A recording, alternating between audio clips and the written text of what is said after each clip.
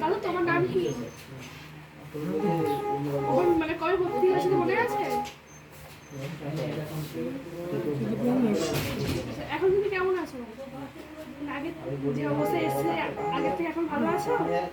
সব ঠিকঠাক ছিল? কোনো অভিযোগ কিছু আছে? সবাই ব্যবহার সিস্টার ডাক্তার বাবু আমাদের আপনি যদি কিছু বলেন কেমন লাগলো? আমার তো সবই খুব ভালো লাগলো। আমার বাবা যে পজিশনে এসেছিল তার চেয়ে অনেকটাই ভালো আছে। এটা ভালো করি, আশা করি খুব ট্রিটমেন্ট ভালো হয়েছে বলে এই জন্য পেশেন্টটা ভালোভাবে বাড়ি ফিরতে পারছে।